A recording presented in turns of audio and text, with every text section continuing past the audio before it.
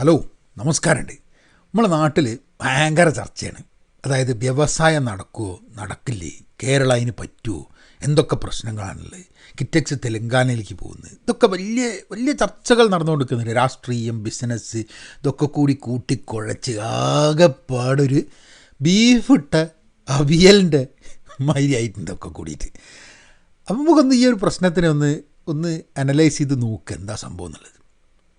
അപ്പോൾ ബിസിനസ് എന്താണ്? ബിസിനസ്സിൻ്റെ ഉദ്ദേശം എന്താ? ഒരു ബിസിനസ് നടത്തുന്ന ഒരാളുടെ ഉദ്ദേശം എന്താ? പ്രോഫിറ്റബിൾ ആവുക അല്ലേ? ഒരാളൊരു ബിസിനസ് തുടങ്ങുന്നത് എന്തിനാ? അയാൾക്ക് ലാഭം ഉണ്ടാക്കാൻ, അയാൾക്ക് പൈസ ഉണ്ടാക്കാൻ, അല്ലാണ്ട് ജനസേവനം എന്നുള്ളൊരു സംഭവമല്ല ബിസിനസ്.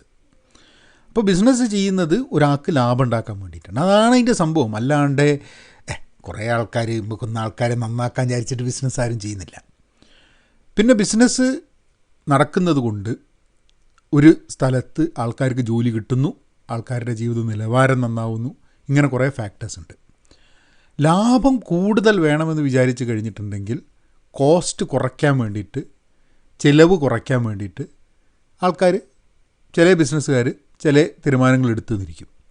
അതിൽ ചിലപ്പം വേതനം കൊടുക്കാതിരിക്കുകയായിരിക്കും, അല്ലെങ്കിൽ ക്വാളിറ്റി ഓഫ് ദ പ്രോഡക്റ്റ് മോശമാക്കുകയായിരിക്കും, അല്ലെങ്കിൽ ചില റെഗുലേഷൻസ് ഫോളോ ചെയ്ത് കഴിഞ്ഞാൽ കോസ്റ്റ് കൂടുമെന്നുള്ളതുകൊണ്ട് ആ റെഗുലേഷൻ ഫോളോ ചെയ്യാതെയോ റെഗുലേഷൻ അതിൻ്റെ ഭാഗമാവാതെ എങ്ങനെയെങ്കിലുമൊക്കെ തഴിതപ്പി ഒഴിവാവാൻ നോക്കുകയായിരിക്കാം, ടാക്സ് കൊടുക്കാത്തതായിരിക്കാം. ഇങ്ങനെയൊക്കെ പല രീതിയിലും ചില ബിസിനസ്സുകാർ അതിലേക്ക് പോകും. പക്ഷേ at the end of the day വളരെ പ്രോപ്പറായിട്ട് ബിസിനസ് ചെയ്യുന്ന ധാരാളം ആൾക്കാർ ഈ ലോകത്തുണ്ട്. അതായത് ടാക്സുകൾ കൊടുത്തിട്ട്, പരിസ്ഥിതി കാര്യങ്ങൾ ടേക്ക് കെയർ ചെയ്തിട്ട്, വേതനങ്ങൾ കൊടുത്തിട്ട്. പക്ഷെ എന്നാലും ഇപ്പോൾ സ്റ്റേക്ക് ഹോൾഡേഴ്സിന് കൂടുതൽ പൈസ ഉണ്ടാക്കുക എന്നുള്ളൊരു സംഭവമാണ് ബിസിനസ്സിൻ്റെ ഉദ്ദേശമെന്നുണ്ടെങ്കിൽ അത് കോസ്റ്റ് കട്ട് ചെയ്യാനുള്ള എവിടെയൊക്കെ കോസ്റ്റ് കട്ട് ചെയ്യാമെന്നുള്ളത്. ഇപ്പോൾ ഒരു പ്രശ്നത്തിലൂടെ പോകുമ്പോൾ ബിസിനസ് ആൾക്കാരെ പിരിച്ചു വിടുന്നു അല്ലേ? അപ്പം നമ്മൾ ചിന്തിച്ച് കഴിഞ്ഞിട്ടുണ്ടെങ്കിൽ ആൾക്കാരെ എവിടെ പോവും? ഇത്രയും കാലം ജോലി ചെയ്തില്ലേ, പിരിച്ചുവിടാൻ പാടുമോ എന്നുള്ളതൊക്കെ ചോദിക്കാം. പക്ഷെ കമ്പനിക്ക് ശമ്പളം കൊടുക്കാനില്ലെങ്കിൽ ഒരാൾ ഒരു ചാരിറ്റി പ്രവർത്തനം പോലെ അല്ല ഒരു ബിസിനസ് റൺ ചെയ്യുന്നത് എന്നുള്ളതുകൊണ്ട് ആൾക്കാരെ ബിസിനസ്സിൽ നിന്ന്, ജോലിയിൽ നിന്ന് പുറത്താക്കേണ്ടി വരും. അതിനൊക്കെ വേണ്ടിയിട്ടുള്ള സിസ്റ്റംസ് അങ്ങനെ വന്നു കഴിഞ്ഞിട്ടുണ്ടെങ്കിൽ ജോലിയില്ലാത്ത ആൾക്കാർക്ക് അൺഎംപ്ലോയ്മെൻറ്റ് രജിസ്റ്റർ ചെയ്ത് അൺഎംപ്ലോയ്മെൻറ്റ് ഇത് വേണം എന്നൊക്കെയുള്ള ആ രീതിയിലും കാര്യങ്ങളൊക്കെ, ഇതൊക്കെ സമൂഹം എല്ലാം കൂടി കൂട്ടി കുഴച്ചിങ്ങനെ നടത്തി കഴിഞ്ഞാലാണ് വലിയ ബുദ്ധിമുട്ട്. അപ്പോൾ ഇതാണ് ബിസിനസ്സിൻ്റെ ബേസിക് സംഭവം. ഈ കേരളത്തിലെ ഈ ഒരു ഇഷ്യൂ നോക്കുക, കിറ്റക്സ് പോകുന്നു എന്നുള്ളത്. ഒരു ബിസിനസ്സുകാരെന്നുള്ള രീതിയിൽ സാബുവിന് എവിടെ വേണേൽ പോവാം അല്ലേ? കിറ്റക്സിന് തെലങ്കാനയിലോ യു പിയിലോ ഏത് ഭാഗത്ത് വേണമെങ്കിൽ ഇന്ത്യയിൽ പോയി ബിസിനസ് ചെയ്യാം. അതിപ്പോൾ കേരളം നല്ലതാണോ നല്ലതല്ലേ എന്നുള്ളതൊന്നും വിഷയമല്ല. അതായത് ഏതൊരു ബിസിനസ്സിനും കേരളത്തിൽ ബിസിനസ് ചെയ്യാൻ പറ്റാത്തതിന് കാരണമുണ്ടെങ്കിൽ അവർക്ക് വേറെ എവിടെയും പോയി ബിസിനസ് ചെയ്യാം. കേരളത്തിൽ ബിസിനസ് ചെയ്യുന്നത് കൊണ്ട് അവരുടെ പ്രോഫിറ്റ് കുറയുകയാണ് എന്ന് തോന്നിക്കഴിഞ്ഞാൽ അവർക്ക് വേറെ എവിടെയും പോവാം അല്ലേ? പിന്നെ കേരളത്തിലെ റൂൾസ് ആൻഡ് റെഗുലേഷൻസ് അവരുടെ ബിസിനസ് ചെയ്യാൻ വേണ്ടിയിട്ടുള്ള യോഗ്യമല്ല, അല്ലെങ്കിൽ ബുദ്ധിമുട്ടാണ് എന്ന് തോന്നിക്കഴിഞ്ഞാൽ അവർക്ക് പോവാം അല്ലേ? കേരളത്തിൽ നല്ല റിസോഴ്സസിനെ ജോലി ചെയ്യാൻ കിട്ടുന്നില്ല എന്ന് തോന്നിക്കഴിഞ്ഞാൽ അവർക്ക് വേറെ സ്ഥലത്തേക്ക് പോവാം. അപ്പോൾ ഏതൊരു ബിസിനസ്സുകാരനും ആവശ്യമുള്ള കുറച്ച് കാര്യങ്ങളുണ്ട്. ഒന്ന്, റൂൾസ് ആൻഡ് റെഗുലേഷൻസ് ആയിരിക്കാൻ മതി. വളരെ ഈസ് ഓഫ് ഡൂയിങ് ബിസിനസ് ആയിരിക്കാൻ മതി. വളരെ ചീപ്പായിട്ട് ബിസിനസ് ചെയ്യാൻ വേണ്ടിയിട്ടുള്ളൊരു എൻവയൺമെൻറ്റ് വേണം. അത് സ്ഥലമുണ്ടാവും, റോ മെറ്റീരിയൽസ് ഉണ്ടാവും, ജോലിക്കാരുണ്ടാവും, ഇതൊക്കെ വേണ്ടി വരും. അപ്പോൾ ഇങ്ങനെ കുറേ ഫാക്ടേഴ്സ് കൂടിയിട്ടാണ് ഒരാൾ ബിസിനസ് ഒരു സ്ഥലത്ത് ചെയ്യണോ ഒരു സ്ഥലത്ത് ചെയ്യേണ്ടതെന്ന് തീരുമാനിക്കുന്നത്. ഇപ്പോൾ ഏതെങ്കിലും ഒരു ബിസിനസ്സുകാരൻ ഒരു സ്ഥലത്ത് ബിസിനസ് ചെയ്തേ അടങ്ങൂ, നശിച്ചാലും നഷ്ടം വന്നാലും അവിടെ ബിസിനസ് ചെയ്യുമെന്ന് പറഞ്ഞിട്ടൊന്നും ആരും ബിസിനസ് ചെയ്യില്ല. എല്ലാവരും ഒരു സ്ഥലത്ത് ബിസിനസ് ചെയ്യുന്നത് ആ ബിസിനസ് ചെയ്യണം എന്നും അതിൽ നിന്ന് ലാഭം വരണം എന്നുള്ളത് കൊണ്ടാണ്. അല്ലാണ്ട് ആരും നന്നാക്കാൻ വേണ്ടിയിട്ടൊന്നും ആരും ബിസിനസ് ചെയ്യുന്നില്ല. അങ്ങനെയാണ് ഞാൻ കണക്കാക്കുന്നത്. അപ്പോൾ ഈ ഒരു വിഷയത്തിൽ സാബുവിന് പുറത്തുപോയി ബിസിനസ് ചെയ്യണമെന്നുണ്ടെങ്കിൽ അത് സാബുവിൻ്റെ ചോയ്സാണ്. അത് കേരളത്തിന് സ്വാഭാവികമായിട്ടും കിറ്റക്സ് വേറൊരു സ്ഥലത്ത് പോയി ഇവിടെ ഇൻവെസ്റ്റ് ചെയ്യുമെന്ന് നേരത്തെ പറഞ്ഞിരുന്ന സംഭവം വേറെ എവിടെയും പോയി ഇൻവെസ്റ്റ് ചെയ്ത് കഴിഞ്ഞാൽ കേരളത്തിന് നഷ്ടമാണെന്ന് ചോദിച്ചാൽ നഷ്ടമാണ്. നൗ അങ്ങനെ സാബു അങ്ങോട്ട് പോകുന്നതിന് പകരം അതിന് മുമ്പേ മൂപ്പരൊരു PR വർക്കൊക്കെ നടത്തി കേരളം ഒന്നിനും കൊള്ളൂല, കേരളം ശരിയല്ല, കേരളത്തിൽ ഒരു ബിസിനസ്സും റൺ ചെയ്യില്ല എന്നൊക്കെ പറഞ്ഞ് അതായത് കിറ്റെക്സ് മാത്രമല്ലല്ലോ കേരളത്തിൽ ബിസിനസ് ചെയ്യുന്നത്. അതായത് ഒരു സാധാരണ ഒരു ബിസിനസ് ചെയ്ത് ഒരാൾ ബിസിനസ് പൂട്ടിയാലും അത് കേരളത്തിൽ നന്നല്ല എന്ന് പറയുന്നതാണ് എല്ലാവർക്കും എളുപ്പം. ഞാൻ കേരളത്തിൽ ബിസിനസ് ചെയ്തിട്ടില്ല. എൻ്റെ ഒരു 10-24 വയസ്സിലൊക്കെ ഞാൻ കേരളത്തിൽ ബിസിനസ് പൂട്ടിയും പോയതാണ്. അത് പക്ഷേ കേരളത്തിൻ്റെ കുഴപ്പമായിരുന്നില്ല, എൻ്റെ കഴിവുകേടായിരുന്നു. അപ്പോൾ എത്ര പേര് ബിസിനസ് പൂട്ടിക്കഴിഞ്ഞാൽ അത് അവരുടെ കഴിവുകേടാണെന്നുള്ളത് അംഗീകരിക്കും. അതിന് കാരണങ്ങൾ കണ്ടെത്താൻ വേണ്ടി കുറേ പേര് നോക്കും. എന്ന് പറഞ്ഞു കഴിഞ്ഞാൽ കേരളത്തിലൊക്കെ പെർഫെക്റ്റ് എന്നുള്ളതല്ല കേട്ടോ. 93-94 കാലഘട്ടത്തിൽ ഞാൻ ബിസിനസ് തുടങ്ങിയ സമയത്ത്, അതും കമ്പ്യൂട്ടറിൻ്റെ ബിസിനസ് തുടങ്ങിയ സമയത്ത്, അന്ന് ധാരാളം ബുദ്ധിമുട്ടുണ്ടായിരുന്നു. ഒരു ഫോൺ കിട്ടാൻ വേണ്ടിയിട്ട് ഞങ്ങൾക്കൊന്ന് ഫോണൊക്കെ 3 വർഷം കാത്തുക്കേണ്ടി വരും ഫോണൊക്കെ കിട്ടണമെങ്കിൽ. അത് തൊട്ട് എല്ലാ കാര്യത്തിലും ബുദ്ധിമുട്ടുണ്ടായിരുന്നിരുന്ന് ഇന്നൊക്കെ നോക്കുമ്പോൾ കുറേ മാറിയിട്ടുണ്ട്. എന്നാൽ കേരളം ബാക്കിയുള്ള സ്ഥലങ്ങൾ മാറുന്ന മാതിരി ബിസിനസ് ഫ്രണ്ട്ലി ആയിട്ടുണ്ടോ? ഉണ്ടാവില്ല ചിലപ്പോൾ. അപ്പോൾ ഇതൊക്കെ ഫാക്ടേഴ്സാണ്. ഇതൊന്നും എന്താ പറയുക, കേരളത്തിന് എല്ലാം പെർഫെക്റ്റായിട്ട് ഈ ഗോഡ്സ് ഓൺ കൺട്രി എന്ന് പറയുന്ന മാതിരി ആക്കാനൊന്നുമല്ല.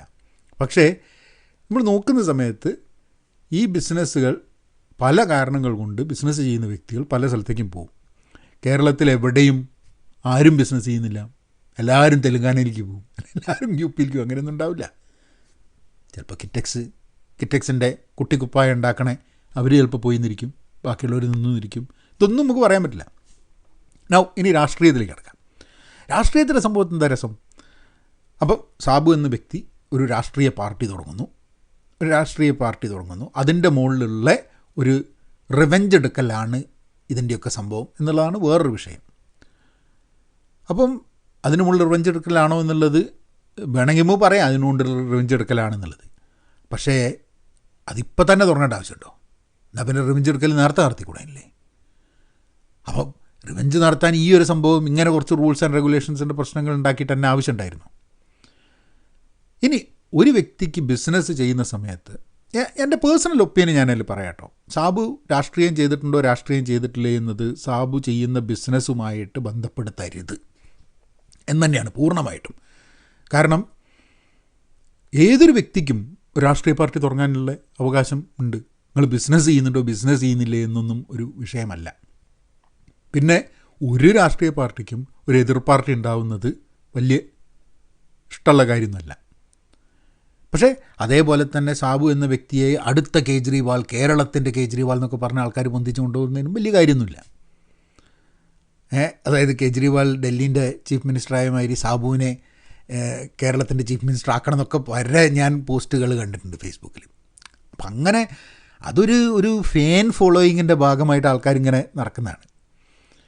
ഇനിയിപ്പോൾ സാബുവിൻ്റെ ബിസിനസ്സുമായിട്ട് ബിസിനസ്സും രാഷ്ട്രീയമായിട്ട് വലിയ പ്രശ്നമില്ലാത്ത ചിലപ്പോൾ കേരളത്തിൽ 2 ഉണ്ട കിട്ടിയ ആ ടീമിന് മാത്രമേ ഉണ്ടാവുള്ളൂ.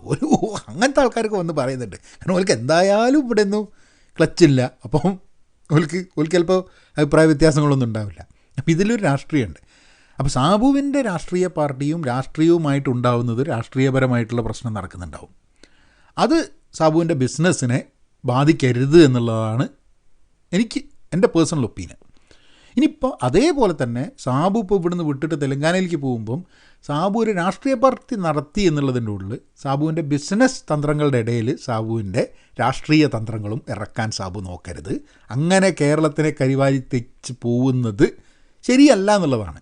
ഇത്രയും കാലം ബിസിനസ് കേരളത്തിൽ ചെയ്തതല്ലേ, ലാഭം ഉണ്ടാക്കിയതല്ലേ, ഒരു പേര് കേട്ടതല്ലേ.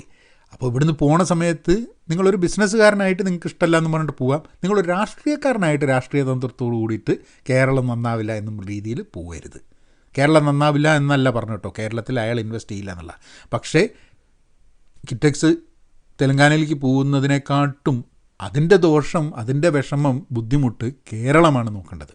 പക്ഷേ സാബു നടത്തുന്ന അത് കഴിഞ്ഞിട്ടുള്ള ഈ PR വർക്ക് ഉണ്ടല്ലോ, എന്തുകൊണ്ട് പോണു, ഏതാണെന്ന് ചാനലിലൊക്കെ പോയിട്ടുള്ള ചർച്ച, അത് കേരളത്തിന് കൂടുതൽ പ്രശ്നങ്ങൾ ഉണ്ടാക്കും എന്നുള്ളതാണ്. അതൊരു ഇമേജ് ഭയങ്കരമായിട്ട് മോശമാക്കും ഫ്യൂച്ചർ ഇൻവെസ്റ്റ്മെൻറ്റ്.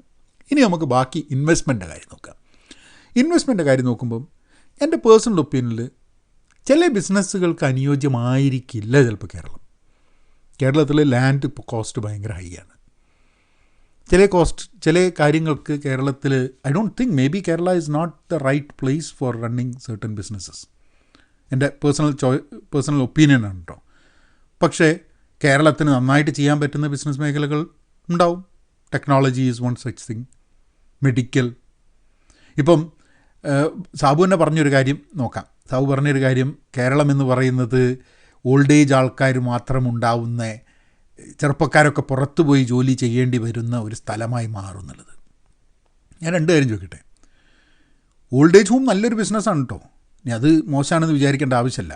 കാരണം നിങ്ങൾ ഇപ്പോൾ റോബോട്ടിക്സൊക്കെ വന്ന്, ആർട്ടിഫിഷ്യൽ ഇൻ്റലിജൻസ് ഒക്കെ വന്ന് എല്ലാം മെഷീൻസ് ചെയ്യുന്നൊരു സമയത്ത് ഏറ്റവും കൂടുതൽ സാധ്യതകൾ ഉണ്ടാകുന്ന രണ്ട് ജോലി കെയർ ഗിവിങ് ആണ്. അതായത് ഓൾഡ് ഏജ് കെയറും യങ് ഏജ് കെയറും. ഇത് രണ്ടും വലിയ ഡിമാൻഡ് ഉണ്ടാകുന്ന ജോലികളാണ്. അപ്പോൾ അതിൻ്റെ ഒരു ഡെസ്റ്റിനേഷനായിട്ട് കേരളം മാറിയാലും വലിയ ദോഷമൊന്നുമില്ല. ഇതിന് ധാരാളം ആൾക്കാർ അവരുടെ സായാഹ്നങ്ങൾ ചിലവാക്കാൻ വേണ്ടി കേരളത്തിൽ വന്നതുകൊണ്ട് കേരളത്തിൻ്റെ എക്കോണമി ബൂം ചെയ്യുകയാണെങ്കിൽ വൈ നോട്ട്? ഇനി കേരളത്തിലെ ആൾക്കാർ പുറത്തു പോയി ജോലി ചെയ്യാതെ കേരളത്തിൽ തന്നെ ജോലി ചെയ്യണം എന്നുള്ള നിർബന്ധം എന്താ? എന്തിനാണ്?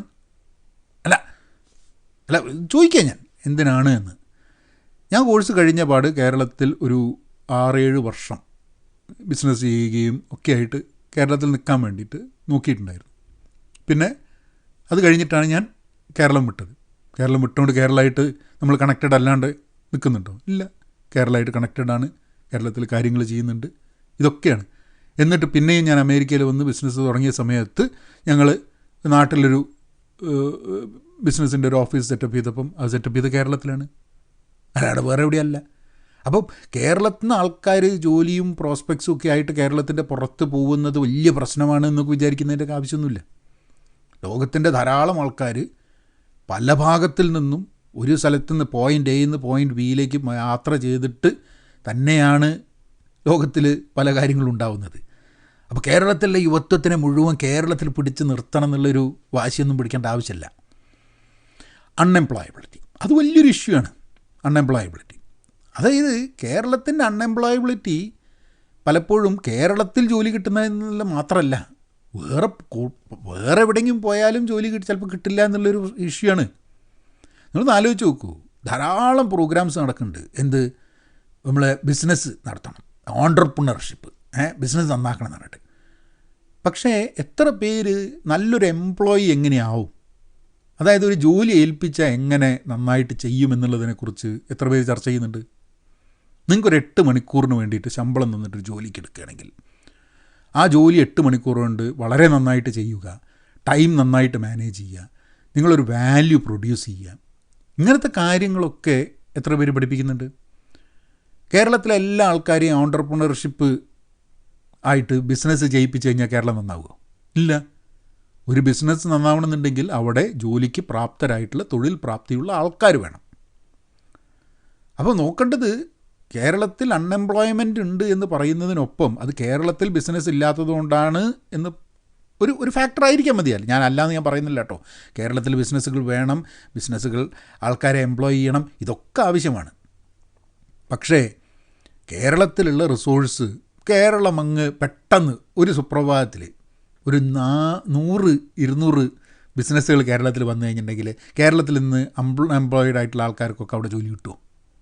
അവരെ ജോലിക്കെടുക്കാൻ അവർക്ക് തൊഴിൽ പ്രാപ്തിയുണ്ടോ എന്ന് പറഞ്ഞു കഴിഞ്ഞാൽ നമ്മളുടെ ഇഷ്യൂ ചിലപ്പം ബിസിനസ് ഉണ്ടോ എന്നുള്ളതിനെക്കാട്ടും കൂടുതൽ എവിടെ പോയാലും ജോലി കിട്ടാൻ സാധ്യതയില്ലാത്ത കുറേ ആൾക്കാരും കേരളത്തിലുണ്ടോ എന്നുള്ളതും കൂടെ നമ്മൾ ചിന്തിക്കേണ്ട ആവശ്യമുണ്ട്.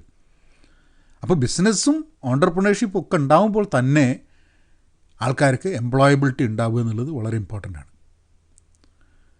നമ്മൾ ഏറ്റവും വലിയ പ്രശ്നം, നമ്മൾ എന്തെങ്കിലും കാണുന്ന സമയത്ത് ഈ ഒരു സംഭവത്തിൽ ഇപ്പോൾ കിറ്റെക്സ് തെലങ്കാനയിലേക്ക് പോകാമെന്ന് പറയുമ്പോൾ പോ എന്ന് പറയുന്നത് പ്രശ്നമുണ്ട്. ഇനി കിറ്റെക്സ് തെലങ്കാനയിലേക്ക് പോയാൽ കിറ്റെക്സ് തെലങ്കാനയിൽ പോയി, ഇനി എല്ലാവരും തെലങ്കാനയിലേക്ക് പോട്ടെ, എല്ലാവരും കേരള വിടുക എന്ന് പറയുന്നതിലും പ്രശ്നമുണ്ട്. ഈ നെഗോഷിയേഷൻ, ഒരു ഒത്തുതീർപ്പ് എന്നുള്ളതൊന്നും കേട്ടിട്ടില്ലേ? രണ്ട് ചേരിയിൽ നിന്ന് സംസാരിച്ച് കഴിഞ്ഞിട്ടുണ്ടെങ്കിൽ ചിലപ്പോൾ ഒത്തുതീർപ്പ് വലിയ ബുദ്ധിമുട്ടാണ്. ഒരു കേരളം എന്നുള്ളത് ഒരു സൈഡിൽ ഇരുന്നിട്ട് ചിന്തിക്കുകയാണെങ്കിൽ, അതായത് സാബു ആണെങ്കിലും കേരള ഗവൺമെൻറ് ആണെങ്കിലും മലയാളികളാണെങ്കിലും ഒക്കെ കേരളം എന്നുള്ളൊരു പൊസിഷനിൽ ഇരുന്നു കൊണ്ടാണ് ചിന്തിക്കുന്നതെന്നുണ്ടെങ്കിൽ ഇതിനൊക്കെ സൊല്യൂഷൻസ് ഉണ്ട് അല്ലേ?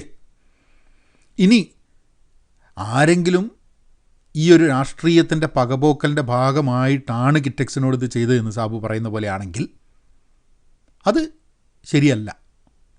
അതാണോ എന്ന് അന്വേഷിക്കേണ്ട ഒരു ചുമതല ഗവൺമെൻറ്റിൻ്റെ ഭാഗത്തുനിന്നുണ്ടാവണം, അല്ലേ? മനഃപൂർവ്വം ബുദ്ധിമുട്ടിക്കാൻ വേണ്ടിയിട്ടാണോ? അപ്പോൾ നമുക്ക് അന്വേഷിക്കേണ്ട വേറെ ചില കാര്യങ്ങൾ, സാബുവിൻ്റെ അതേപോലെയുള്ള വേറെയും കമ്പനികൾക്ക് ഇങ്ങനത്തെ പ്രശ്നങ്ങൾ ഉണ്ടാവുന്നുണ്ടോ എന്നുള്ളത്. സാമൂഹ്യ മാധ്യമത്തിൽ വികാരം കൊള്ളുന്ന കുറേ ജീവികളാണുള്ളത്. ഒരുത്തൻ്റെ കമൻറ്റ് ഞാൻ കണ്ട്, സാബു നിങ്ങൾ തെലങ്കാനയ്ക്ക് പോരുതായിരുന്നു, നിങ്ങൾ ബാക്കിയുള്ള വ്യവസായികളെപ്പോലെ ആത്മഹത്യ ചെയ്യണമായിരുന്നു എന്നുള്ളത്. കേട്ടാൽ തോന്നുന്നു കേരളത്തിലൊക്കെ എല്ലാ വ്യവസായികളും ബിസിനസ് പൊളിഞ്ഞു കഴിഞ്ഞാൽ ആത്മഹത്യ ചെയ്യല എന്നുള്ളത്. അതും ബിസിനസ് ചെയ്യാൻ പറ്റാത്തതുകൊണ്ട്. കേരളം ഒരു പെർഫെക്റ്റ് പ്ലേസ് ഒന്നുമല്ല. അങ്ങനെ ഒരു പെർഫെക്റ്റ് പ്ലേസിൽ ജീവിക്കുക എന്നുള്ള ധാരണ ഉണ്ടോ? കേരളത്തിൽ we are high on many factors. Maybe not on ease of doing business, but a place to live, place to be, നല്ല ഹെൽത്ത് കെയർ, എഡ്യൂക്കേഷൻ, ഇങ്ങനത്തെ കുറേ കാര്യത്തിൽ പ്ലസ് ആയിട്ടുള്ള സ്ഥലങ്ങളുണ്ട്. അപ്പോൾ നമ്മളെപ്പോഴും എന്ന് പറഞ്ഞു കഴിഞ്ഞിട്ടുണ്ടെങ്കിൽ ഈ കേരളത്തിനെ യു പി മാതിരി ആക്കണം, കേരളത്തിനെ ആന്ധ്രാപ്രദേശ് മാതിരി ആക്കണം, തെലുങ്കാന മാതിരി ആക്കണം എന്നൊക്കെ പറഞ്ഞിട്ട് നടക്കുന്നതിൽ വലിയ കാര്യമൊന്നുമില്ല. കേരളം കേരളമാണ്. കേരളത്തിന് ചിലപ്പോൾ കേരളത്തിൻ്റെ പരിമിതികളുണ്ടാവും. നമുക്ക് അഡ്രസ്സ് ചെയ്യാൻ പറ്റുന്ന പരിമിതികളുണ്ട്, നമുക്ക് അഡ്രസ്സ് ചെയ്യാൻ പറ്റാത്ത പരിമിതികളുണ്ട്. ഒരുവിധ ആൾക്കാർക്കൊക്കെ നമുക്ക് അഡ്രസ്സ് ചെയ്യാൻ പറ്റാത്ത പരിമിതികൾ സംസാരിക്കുന്നതിലാണ് ആൾക്കാർക്ക് ഇഷ്ടം. ഇപ്പോൾ ഗവൺമെൻറ്റിൻ്റെ പോളിസി ഭയങ്കരമായിട്ട് നമ്മൾ സംസാരിച്ചുകൊണ്ട് വെക്കും. എക്കണോമിക് പോളിസി, ഈ നിങ്ങൾ ഒരു തമാശ ഇട്ടുണ്ടോ? ഒരു ഡോക്ടർ ഒരു ചികിത്സേനെ പറ്റി പറയുമ്പോൾ ആരും പോയി പറയില്ല, ഡോക്ടറെ നിങ്ങളെക്കാട്ടും നന്നായിട്ട് ഞാൻ പറഞ്ഞുതരാമെന്നറിയില്ല.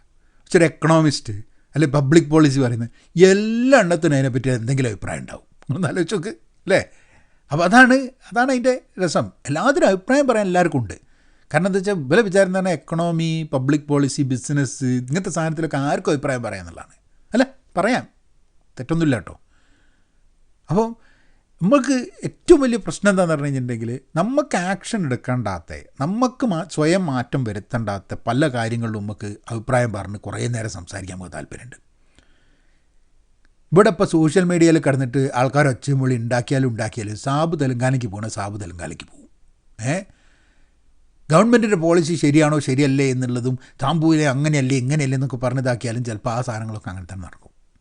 പക്ഷേ എംപ്ലോയബിലിറ്റി എന്നുള്ളൊരു ഇഷ്യൂ, കേരളത്തിലെ നെക്സ്റ്റ് കമ്മിങ് ജനറേഷൻ എംപ്ലോയബിൾ ആവുക എന്നുള്ളതിനെക്കുറിച്ച്, അതായത് ബിസിനസ് ചെയ്തുകൊണ്ട് മാത്രമല്ല, എംപ്ലോയബിലിറ്റി ഇൻക്രീസ് ചെയ്യാൻ, തൊഴിൽ പ്രാപ്തി കൂട്ടാൻ വേണ്ടിയിട്ട് എന്തൊക്കെ ബിസിനസ്സുകൾ കേരളത്തിൽ അനുയോജ്യമായിട്ടുണ്ട്. അതായത് എല്ലാ ബിസിനസ്സും എല്ലാ സ്ഥലത്തും ഒന്നും പെർഫെക്റ്റ് ആയിരിക്കില്ല.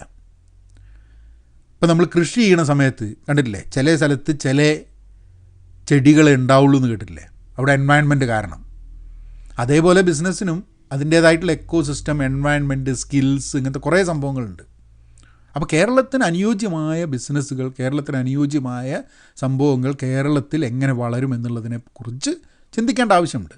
അതിൻ്റെ കൂടെ ഈസ് ഓഫ് ഡൂയിങ് ബിസിനസ്, അത് രാഷ്ട്രീയ ഇടപെടലുകൾ പാടില്ല, അല്ലെങ്കിൽ രാഷ്ട്രീയ ഇടപെടലുകൾ പാടില്ല എന്നതല്ല, പോളിസീസ് റിലാക്സ്ഡ് ആവുന്നത് വഴി, അതായത് പരിസ്ഥിതി അതൊന്നും പ്രശ്നമാക്കട്ടെ, എൻവയൺമെൻറ്റ് നമുക്കൊരു ഇഷ്യൂ അല്ല എന്ന് വിചാരിക്കുക. അല്ലെങ്കിൽ എംപ്ലോയീസിൻ്റെ ആവശ്യങ്ങൾ അതൊന്നും കാര്യമാക്കരുത്. കാരണം നമ്മൾ ബിസിനസ്സുകാർക്ക് വേണ്ടി മാത്രം നിലകൊള്ളേണ്ട ഒരു സംസ്ഥാനമാണ് എന്നൊക്കെ രീതിയിൽ നിന്ന് ചിന്തിക്കാൻ ബുദ്ധിമുട്ടാണ്. ഇതിനൊക്കെ ഒരു മിഡിൽ ഗ്രൗണ്ട് ഉണ്ടാവാൻ സാധ്യതയുണ്ട്. ആ മിഡിൽ ഗ്രൗണ്ട് എന്താണെന്ന് മനസ്സിലാക്കാൻ വേണ്ടിയിട്ട് ഇപ്പോൾ നമ്മൾ കിറ്റക്സിനെ പറ്റി പറയുമ്പോൾ സാബുവിൻ്റെ ഭാഗത്തുനിന്നും ഗവൺമെൻറ്റിൻ്റെ ഭാഗത്തുനിന്നും ബാക്കി രാഷ്ട്രീയ പാർട്ടികളുടെ ഭാഗത്തുനിന്നും ഒക്കെ ആ ഒരു മിഡിൽ ഗ്രൗണ്ട് കണ്ടെത്താൻ വേണ്ടി നോക്കണം. ഇങ്ങനത്തെ ഒരു ഡിസിഷൻ എടുത്തു കഴിഞ്ഞിട്ടുണ്ടെങ്കിൽ ദോഷമുള്ള ആൾക്കാരുണ്ടാവും, ഗെയിനുള്ള ആൾക്കാരുണ്ടാവും. സാബുവിനും പൂർണ്ണമായിട്ടും ഗെയിനാണോ എന്ന് ചോദിച്ചു കഴിഞ്ഞാൽ ചിലപ്പോൾ ലോസ് ഉണ്ടാവും മതി. കാരണം ഇത്രയും കാലം ഇൻവെസ്റ്റ് ചെയ്തതും ഇത്രയും കാലം ബിൽഡപ്പ് ചെയ്തതും കേരളത്തിലാണ്. പക്ഷേ ഞാൻ മനസ്സിലാക്കുന്നത് സാബുവിൻ്റെ മാർക്കറ്റ് കേരളത്തിലല്ല. ഐ തിങ്ക് ഇറ്റ്സ് പിന്നെ ഒരു OEM അല്ലേ, നമ്മളൊരു ഒരു വേറെ ബ്രാൻഡുകൾക്ക് വേണ്ടിയിട്ട് വസ്ത്രങ്ങൾ ഉണ്ടാക്കുന്ന ഒരു ബിസിനസ്സാണ് സാബുവിൻ്റെ കിറ്റക്സ് യൂണിറ്റ് എന്ന് ഞാൻ മനസ്സിലാക്കുന്നത്. അതിലേറ്റവും ഇമ്പോർട്ടൻ്റ് ആയിട്ടുള്ള സംഭവം എത്ര ചീപ്പായിട്ടൊരു ബിസിനസ് ഒരു പ്രോഡക്റ്റ് പുറത്തിറക്കാം എന്നുള്ളതാണ്. ഇപ്പോൾ വാൾമാർട്ടിനുമായിട്ടുള്ള കമ്പനി, ഇങ്ങനത്തെ കമ്പനികളൊക്കെ ആണെങ്കിൽ അവരുടെയൊക്കെ കൂടെ ബിസിനസ് ചെയ്ത ആൾക്കാർക്ക് അറിയാം, പിഴിഞ്ഞ് പ്രോഫിറ്റ് എന്നൊക്കെ പറഞ്ഞ് ഇങ്ങനെ ആക്കി കൊണ്ടുവരും അവർ. അതാണ് അതിന് വേണ്ടിയായിട്ട് ഉള്ള ആൾക്കാർ വാൾമാർട്ടിലൊക്കെ ഉണ്ട്. അപ്പം വാൾമാർട്ടിനുമായി ബിസിനസ് ചെയ്യുക എന്ന് പറഞ്ഞാൽ വോളിയത്തിൽ പൈസ ഉണ്ടാക്കുക എന്നുള്ളതാണ്, അല്ലാണ്ട് ഓരോ പ്രോഡക്റ്റിൻ്റെ മുകളിലല്ല. അപ്പോൾ ഓരോ പ്രോഡക്റ്റിൻ്റെ കോസ്റ്റ് ഓഫ് മാനുഫാക്ചറിങ് അത്രയും കുറയ്ക്കണം എന്നുള്ളതാണ്. അതാണ് ആ ബിസിനസ് മോഡൽ, അല്ലാണ്ട് ബ്രാൻഡിൻ്റെ വാല്യൂ അല്ല. ബ്രാൻഡിൻ്റെ value is quite different, right? ഇപ്പം ബ്രാൻഡിൻ്റെ വാല്യൂ എന്ന് പറഞ്ഞു കഴിഞ്ഞിട്ടുണ്ടെങ്കിൽ നിങ്ങളിപ്പോൾ ഇതിൻ്റെ വാല്യൂ എന്ന് പറഞ്ഞാൽ നിങ്ങൾ ബ്രാൻഡ് വാല്യൂ ബിൽഡപ്പ് ചെയ്ത് കഴിഞ്ഞിട്ട് ഒരേ സാധനത്തിന് ചിലപ്പം ചില കണ്ടിട്ടില്ലേ, ഒരു ഷർട്ട് 1000 റുപ്യ ഒരു ഷർട്ട്, അതേ മെറ്റീരിയൽ അതേപോലെയുള്ള ഷർട്ട് തന്നെ ഉണ്ടാവും 400 റുപ്യക്ക്. പക്ഷെ അതിൻ്റെ മുകളിലൊരു എംബ്ലം ഉണ്ടാവും, അതാണ് ബ്രാൻഡ് വാല്യൂ. അപ്പോൾ ഞാൻ മനസ്സിലാക്കുന്നത് തെറ്റായിരിക്കാൻ മതി, സാബുക്ക് ഉണ്ടാകുന്ന കുട്ടിക്കുപ്പായത്തിൻ്റെ മുകളിൽ കിറ്റെക്സ് എന്നുള്ളതും, അമേരിക്കയിൽ ഞാനിതുവരെ കിറ്റെക്സ് എന്നുള്ളതും ഒരു കണ്ടിട്ടില്ല. ഇപ്പം മൂപ്പര് പറഞ്ഞ ജോക്കിക്ക് വേണ്ടി ഉണ്ടാക്കുന്നുണ്ട്, അങ്ങനെ പല പല ബ്രാൻഡ്സിന് വേണ്ടി ഉണ്ടാക്കുന്നുണ്ട്. അവിടെ കിറ്റെക്സിനെ അല്ല വാങ്ങുന്നത്, അല്ലേ? അവിടെ വാങ്ങുന്നത് ആ ബ്രാൻഡാണ് വാങ്ങുന്നത്. അപ്പോൾ ആ ബ്രാൻഡ് വാങ്ങുന്ന സമയത്ത് ആ ബ്രാൻഡ് ആരെക്കൊണ്ട് മാനുഫാക്ചർ ചെയ്യിപ്പിക്കുന്നോ അത് ഏറ്റവും ചീപ്പായിട്ട് അവർ മാനുഫാക്ചർ ചെയ്യുക, ഇവർക്ക് ഏറ്റവും കുറഞ്ഞ വിലയ്ക്ക് കിട്ടുക എന്നുള്ളതൊക്കെയാണ് ഇതൊരു പ്രോസസ്സിൽ വരുന്നത്. എന്ന് പറഞ്ഞു കഴിഞ്ഞിട്ടുണ്ടെങ്കിൽ ആ എൻ്റെ കമ്പനി ആൾക്കാരെ എങ്ങനെ ട്രീറ്റ് ചെയ്യുന്നു, എങ്ങനെ ശമ്പളം കൊടുക്കുന്നു, എന്ത് പരിസ്ഥിതി പ്രശ്നമുണ്ട് എന്നൊക്കെ നോക്കണോ നോക്കണ്ടേ എന്നുള്ളത് ഇവിടുത്തെ കമ്പനിയുടെ തീരുമാനമാണ്. ചില കമ്പനികൾ ഓക്കെ എന്ന് പറയും. ഇപ്പോൾ there are some people who say നമ്മൾ ചില സ്ഥലങ്ങളിൽ പോയിട്ട് ചില പ്രോഡക്ട്സ് വാങ്ങരുത്, കാരണം കുട്ടികൾ അവിടെ ജോലി എടുക്കുന്നുണ്ട് ആ ഫാക്ടറികളിൽ. അതുകൊണ്ട് നമ്മൾ ആ സ്ഥലങ്ങളിലെ ആ പ്രോഡക്ട്സ് വാങ്ങരുത്, കാരണം അത് ചൈൽഡ് ലേബർ നടത്തുന്നത് കൊണ്ട് അത് ഇൻഹ്യൂമൻ പ്രാക്ടീസസ് ആണ്, ശരിയല്ല, ഹ്യൂമൻ റൈറ്റ്സ് വയലേഷനാണ്. അതുകൊണ്ട് ആ ഫാക്ടറികളിൽ നിന്നൊക്കെ സംഭവങ്ങൾ വാങ്ങുമ്പോൾ ആ ബ്രാൻഡുകളുടെ ഒന്നും വാങ്ങരുത് എന്നൊക്കെ പറഞ്ഞിട്ടുള്ള ചില മൂവ്മെൻറ്റ്സ് ഒക്കെ കണ്ടിട്ടില്ലേ. അപ്പം നമുക്ക് ഫെയർ ട്രേഡ് എന്ന് പറഞ്ഞ സാധനമുണ്ട്. ഈ ഫെയർ ട്രേഡ് ഇപ്പം ഇവിടെയൊക്കെ ഫെയർ ട്രേഡ് അസോസിയേഷൻസും കാര്യങ്ങളൊക്കെ ഉണ്ട്. അതായത് നമുക്കൊരു പ്രോഡക്റ്റ് വാങ്ങുമ്പോൾ ആ പ്രോഡക്റ്റിൻ്റെ ആ എൻറ്റയർ സപ്ലൈ, എവിടെ നിന്നാണ് ആ പ്രോഡക്റ്റ് ഉണ്ടാവുന്നത്, അതൊക്കെ ഫെയർ ട്രേഡ് മാർക്ക് കിട്ടിക്കൊണ്ട് വരുന്നത്. അതായത് നമ്മൾ മേടിക്കുമ്പോൾ നമുക്കൊരു മനസ്സമാധാനമാണ്, ഞാൻ ഈ പ്രോഡക്റ്റ് വാങ്ങുമ്പോൾ human rights have not been violated. Sweat ഷോപ്സിൽ മനുഷ്യന് പറ്റാത്ത രീതിയിൽ ആൾക്കാരെ കൊണ്ട് ജോലി ചെയ്യിപ്പിച്ചുണ്ടാക്കിയതല്ല എന്നൊക്കെ. അപ്പോൾ അങ്ങനെയൊക്കെ വരുന്ന സമയത്ത് ചിലപ്പോൾ അങ്ങനത്തെ ബിസിനസ്സുകൾക്ക് വേണ്ടിയിട്ടുള്ള സാഹചര്യം ഒരുക്കുന്ന സമയത്ത് ചിലപ്പോൾ ചില ബിസിനസ്സുകൾക്ക് ചില സ്ഥലങ്ങളിൽ പ്രവർത്തിക്കാൻ പറ്റാണ്ട് വരും.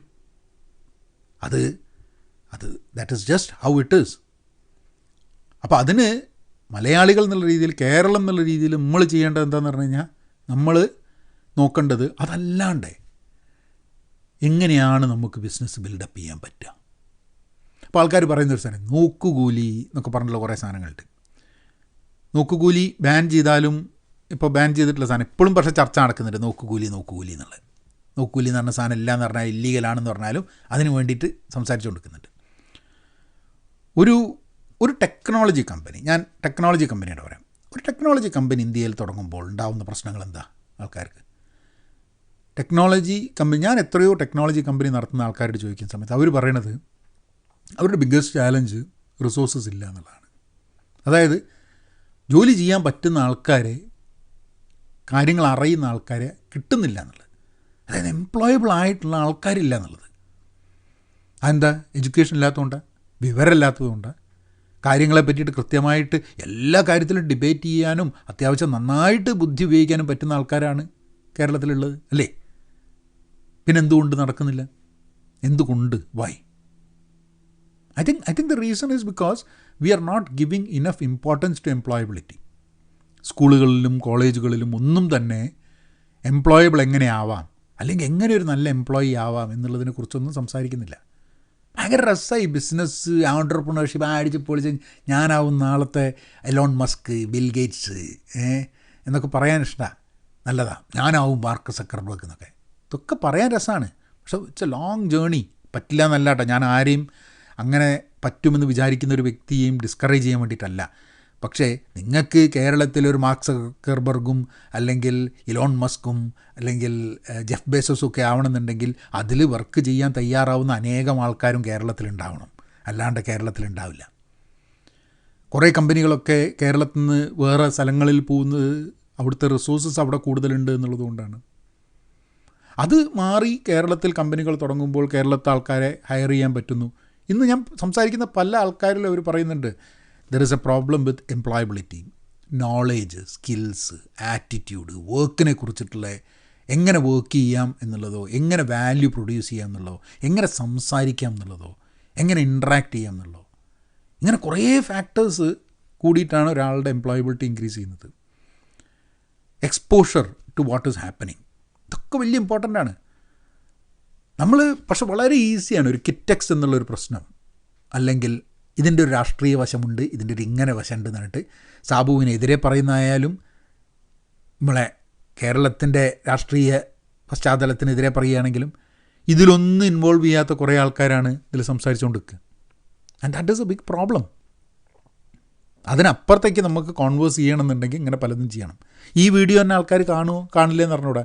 ഞാൻ ഇങ്ങനെ നിൽക്കണ ഒരു ഫോട്ടോ എടുത്തപ്പോൾ അതിന് കുറേ ആൾക്കാർ ലൈക്കും കമൻറ്റും ഒക്കെ ചെയ്യും.